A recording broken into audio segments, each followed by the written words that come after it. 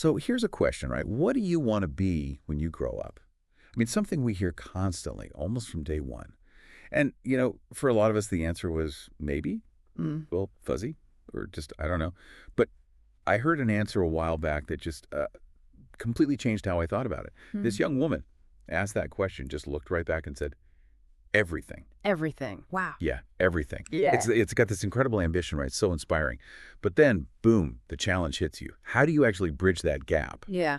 Wanting everything versus building a life that, sure, pays the bills, but also genuinely fulfills your heart, your soul, with sincerity, passion, meaning, purpose. That's the real trick. Exactly. And that's really the heart of what we're diving into today. We're pulling together insights from, gosh, over a decade of experience, helping people figure this stuff out, navigate the job market. The whole philosophy behind it really boils down to differentiate or die. Mm. Harsh, maybe, but effective. We're digging out strategies, real practical ones for how you can chart your own course and, well, truly win the work you actually love. Differentiate or die. Huh. Yeah, that's stark. It definitely grabs you. What was it over those 10 years working with students that really hammered home that this wasn't just like a good idea, but absolutely essential? Well, it really started from a very human place, actually. Even with a great education, mine was English and Russian lit. Sounds fancy, right? But coming Yeah. out of college back in 1983, a lot of us, myself included, felt, well, not good enough, not smart enough, not thin enough, rich enough, you name it. So the first goal wasn't this grand purpose. It was just self-sufficiency. For me, it was literally, I need to make my rent so I don't have to move back home. Mhm. That basic need to just survive, it often just pushes aside figuring out what you truly want. And sometimes what you're meant to do, it's right there, isn't it? Just Yeah. hidden, almost spooky. You told me about finding this old drawing from when you were 8. Oh, yeah. It was wild, an 8-year-old's drawing, but it had this meticulously drawn Lay's potato chips logo. And the funny thing is, at 8, I hadn't even been to Manhattan. But the drawing, it also had these detailed sketches of Manhattan streets, banks, cleaners, taxis. Looking back now, it's like, whoa. It was this unconscious map. Living in Manhattan, drawing logos, using bangs and cleaners. Yeah. All there. It really shows how those early clues, those whispers of our calling can be hiding in plain sight. It's amazing. But, okay, if those clues are there, why is it so hard for so many of us to actually see them? Or sometimes we even, actively run away from them. Is there something in our wiring working against us? Oh, absolutely. This is where people like Seth Godin talk about the reptilian brain, right? Or the Mhm. lizard brain. It's that primal bit, hardwired purely for safety, security, always worrying about what's next. And it can get us stuck on this, what they call a hedonistic treadmill, always chasing the next thing, that feeling of security. But it never quite feels like enough, does it? Right. And that fear, that lizard brain, it makes us self-sabotage. It makes us, you know, self-censor what is possible before we even give it a shot. And it's not just for people starting out. I mean, the sources we looked at point out even huge names like designers Stefan Sagmeister, Paula Scher. They've admitted waking up every day wondering if they can still hack it. Hmm. So that doubt, it's always there, but it doesn't have to stop you. Okay, so if the lizard brain's holding us back, how do we start to, well, ignore it or quiet it down enough to find that purpose? This is where that exercise from Milton Glaser comes in, the guy behind the I Heart NY logo. Genius. He'd ask students to imagine their perfect day, say, 5 or 10 years out. No limits? Well, okay, one limit, no winning the lottery. Right, that's cheating. Exactly. Mm-hmm. But the key is writing down every single detail, from waking up to going to sleep. It's not just daydreaming. It's like actively declaring what you want. Yeah. It makes those depth desires less mysterious, even to yourself. And just by stating them, putting them out there, you start paving the path. And yeah, it might feel hard. Or like, whoa, too many choices. But that's kind of the point, isn't it? Like you said, if it were easy. It would be easy. Exactly. So, okay. We've got this inner compass starting to point somewhere. How do we take that sense of self and actually apply it to the real world, the job market, which, let's face it, is competitive? Where do we even begin? Yeah, that's the perfect transition. It goes right to how we need to think about finding work. We need to stop thinking about getting a job Hmm. and reframe it, as you put it, as winning a job. Mm. Because it is a competition. Always. It's about thinking like a corporate athlete, someone Yeah. who trains, strategizes, plans to win. You don't just toss your hat in the ring and hope. You work to be the absolute best candidate. That shift in mindset, could you elaborate on that? How does thinking winning versus getting change the actual approach? It changes everything. Getting is passive. You wait to be picked. Winning is active. You're the strategist. Right. You're not just firing off resumes into the void. You're studying the competition, the field. You're identifying where you fit, how you solve their problem. You're crafting yourself as the solution. It's proactive. It's understanding the whole game. And a huge part of winning is branding, Yeah. but not in that vague marketing speak way. The sources are really clear. Yeah. It's deliberate differentiation. Yeah. I mean, think about it. If what you offer isn't different, why would anyone need it? There are, what, over 100 brands of nationally marketed water? Seriously. Exactly. And they all try to stand out somehow. You have to do the same. And that brand, that differentiation, it can't be surface level. It has to be built from the inside out. Yes. Stemming from who you are in your heart, not some outside in construction that feels fake. It's got to be rooted in your genuine beliefs, what you truly bring to the table. Otherwise, it just feels performed, not real. Okay, here's something I hear a lot. People trying to get jobs, they often say, oh, but I'm a real people person. Yeah. Like that's the magic key. But the sources we looked at, they kind of push back on that hard. Can you explain why people person might be, well, a bit of a misconception? What are employers really after? It's a huge misconception. And yeah, the sources are blunt. No one cares if you are a people person. Ouch. But it's true. Employers aren't hiring a friend. They're looking for a specific benefit, a return on investment. Think about, I don't know, peach-flavored iced tea powder. It exists because people buy it, not out of corporate kindness. So the question isn't, are you nice? It's, what specific, measurable value do you deliver? That's what they need to know. So how do we figure out that value? Michael Porter, the Harvard Business School guru, has this definition of strategy. He says it's choosing to perform activities differently or to perform distinctly different activities than rivals. Can you give us some real-world examples of that? Oh, definitely. Think about Starbucks. They didn't invent coffee shops, obviously, but they performed activities differently. They changed the whole experience, right? The atmosphere, the fancy drinks, or Apple with iTunes. That was performing distinctly different activities. They didn't just sell music differently. They revolutionized the whole distribution system with the iPod and the store, created a whole new ecosystem. Okay, so applying that to you, listening right now, it forces some tough questions, doesn't it? Like, what is your unique benefit? What do you absolutely love doing? And why? Really dig into the why. Then, how can you do that thing uniquely? Where's your specific spin, your voice? And maybe the hardest part, how do you prove it? How do you show tangible evidence of that unique value? And as you start down this path, it's really important to get the difference between confidence and courage.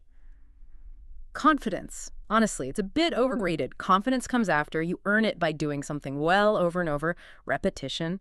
But what about that very first time? Like stepping onto a diving board for the first time. You're not confident, not yet. That's where courage comes in. Courage is something you muster. You dig deep and you take that first scary step. That's such a key distinction. But for someone truly frozen by fear, thinking about Barbara Streisand and her stage fright, just hearing scared is not an excuse, might feel dismissive. How do you help people actually act when the fear feels totally paralyzing? Right. It's not about pretending the fear isn't there. It's acknowledging it's often a companion, even for the absolute best. I mean, Streisand, she's one of the most successful performers ever. #1 albums across 6 decades, every major award. And yet she has debilitating stage fright. Uses a teleprompter for lyrics because she might forget them out of fear, but she still gets up there. She performs with the fear. So the lesson isn't don't be scared. It's act anyway. Courage isn't lack of fear, it's doing it scared. If she can find a way. Then maybe we can too. Yeah.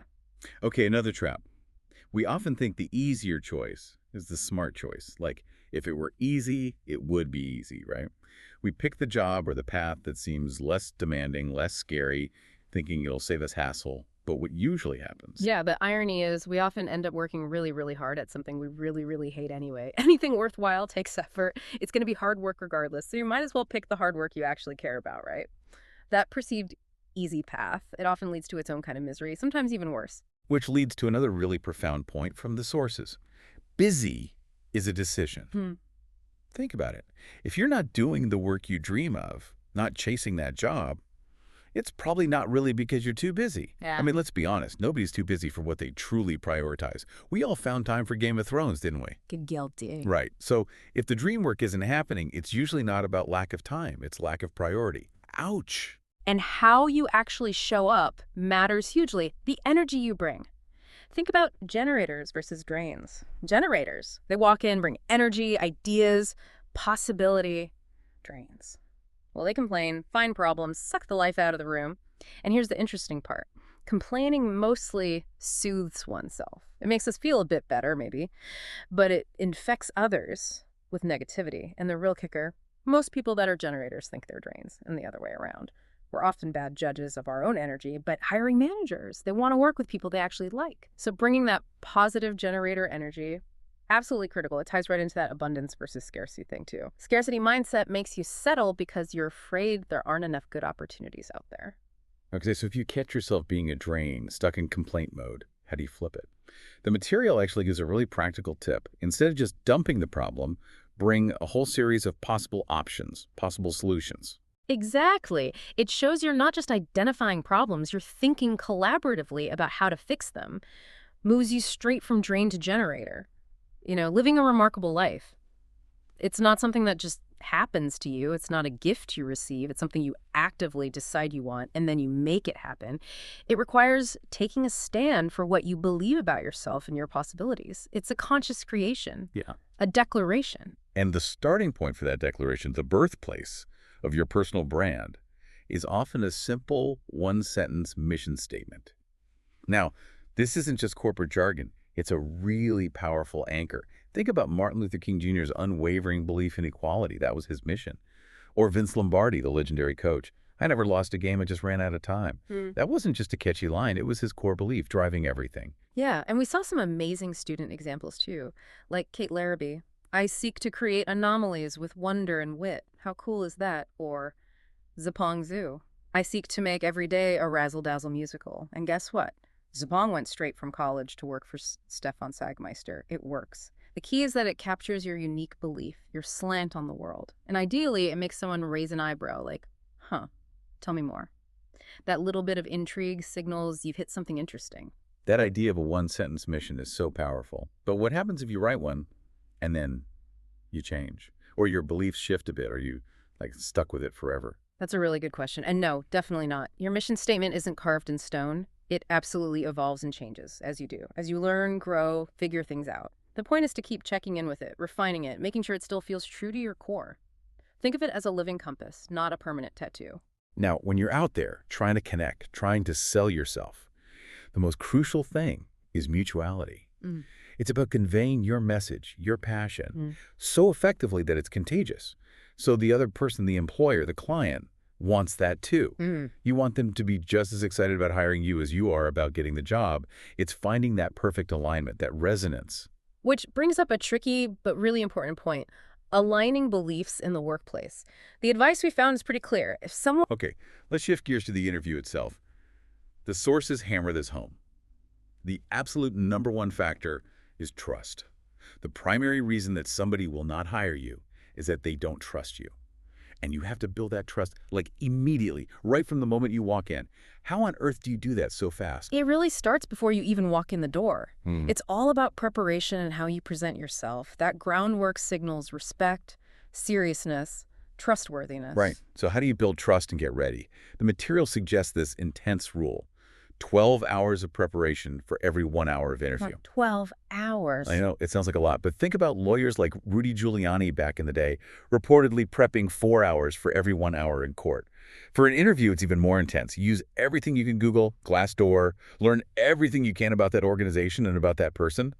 Not to show off look how much I know, but to genuinely understand where they're coming from, what motivates them, so you can actually connect. And once you're in the interview, absolutely check your ego at the door, show up, be present, but don't show off. And here's a crucial tip. Never say, this is really great, because when you're talking about your own work, don't tell them it's great. Instead, talk about the process, the strategy behind it, the benefits it delivered, the intention. Let them decide if it's great. Okay, beyond what you say, there are some really practical, almost tactical things for interview day, like turn off your phone, obvious maybe, but don't even glance at it, ever. And I was fascinated by the tip to stand at attention in the waiting room, get in the zone. It references Amy Cuddy's power pose research. Why does something like that actually help? It's about embodiment, really. Standing tall, taking up a bit of space. It physically changes things in your body, which then influences your mindset. You feel more confident, more ready. It's a small signal to yourself and maybe subtly to others that you're focused, prepared, not just passively waiting. You're shifting into active mode. Interesting. What other tactical things should we keep in mind? Dress code, how you sit. Yeah, dress one notch nicer than what people usually wear there. It shows respect. It's not about making a statement about your independence. Have a few small talk questions ready for the interviewer. You mentioned I even used a cheat sheet once when meeting Stephen Heller totally works. And if possible, try to sit side by side rather than directly opposites. It feels more collaborative, less like an interrogation. Oh, and if a receptionist or an assistant comes to get you, chat them up politely. Ask about the interviewer. It's like free, on-the-ground research. Okay, handling criticism. This is tough. But the sources say if a client or interviewer doesn't get your work, it's actually your failure to explain it properly. Oh, Right? Don't get defensive. Don't justify. Instead, ask why. Try to understand their perspective. Learn from it. That Star Wars Episode 2 story is a cautionary tale, being so wrapped up in your own creation, you can't imagine someone not liking it. You got to be open. And this is where communication really breaks down sometimes. Common vocabulary does not always equate with common behavior. Just because you both use the same word, strategy, creative, whatever, doesn't mean you have the same understanding. And honestly, most people don't really listen in meetings. They're just waiting for their turn to talk, so you have to ask clarifying questions. What does that look like specifically? Can you give me an example? Ensure you're truly on the same page. And watch the nonverbals, theirs and yours. If they're checking their iPhone while you present, yeah, they've checked out. Leaning back, often skepticism. Leaning in, interest. And here's one the source is called almost infallible. If they pick up your business card and really look at it, they're interested. It's a strong, positive signal. Also, be careful not to give away your power. Don't start by asking, so how much time do we have? It sounds like you're already thinking about the end. And never, ever apologize for anything in your portfolio. Seriously. If you have to apologize, it shouldn't be in your portfolio ever. Only show work you stand behind 100%. And building on that, absolutely, avoid bringing any subpar work. Why? Because inevitably, they will pick that ugly one to focus on. Always happens. Right. And if a client insists on something you don't believe in, okay, give them what they asked for, but also show them your better version. Inspire them. You cannot talk someone into liking better design. You have to show it. And one last really critical interview tip. Do not bring up work-life balance.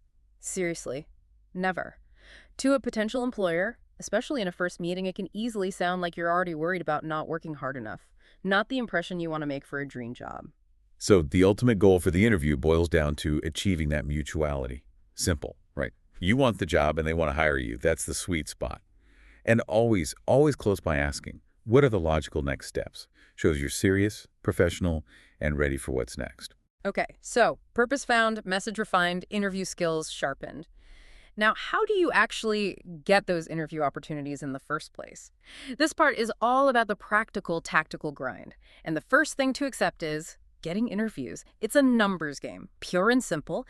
It takes consistent effort, like full-time job level effort. Yeah, think about the stats. Michael Jordan, greatest basketball player maybe ever. His career shooting average was 48.2%, meaning he missed more often than he made shots. Wow, I didn't know it was that low, relatively speaking. Right. Or Babe Ruth, baseball legend. 69% slugging average. Sounds amazing, but that still means 31% of the time he didn't get a hit that counted for slugging. Point is, even the absolute greats fail way more often than they succeed, so you have to expect it. You are going to hear more no's than you're going to hear yeses. A lot more. It's just part of it. You got to learn to embrace rejection almost. Don't let it derail you. Because honestly, the single biggest reason we don't get the jobs of our dreams is because we don't even try to get them. We let the fear of no stop us before we start. So the sources lay out 4 main tactics for this pursuit phase. It's make the calls, write the letters, create the promotions, and attend the events. Ooh. And the crucial overlay to all of this, rigorously measuring your effort. Track what you're doing. Treat it like a campaign. And to make those numbers work for you, you need a decent-sized target list. Minimum 10 dream jobs. But ideally, aim for 50, even 100. Seriously. The more the numbers work in your favor, the more likely the opportunity that you want will happen. Cast a wide net. Be ambitious in your search. Now here's a tactic that feels almost retro, but maybe that's why it works. Cold calling. In an era where nobody picks up the phone, actually calling might cut through the noise. You even shared a story about cold calling the legendary Massimo Vignelli. I did. It was absolutely terrifying, heart-pounding. But it worked. I got the interview. The advice is pretty straightforward. Don't leave messages. They say you'll never, ever get a call back, ever. Just keep trying. When someone does answer, be quick, direct. Hi, my name is X. I'm a huge admirer of Mr. MC's work. I'd love to be able to show her my portfolio if you should have a few moments sometime this week.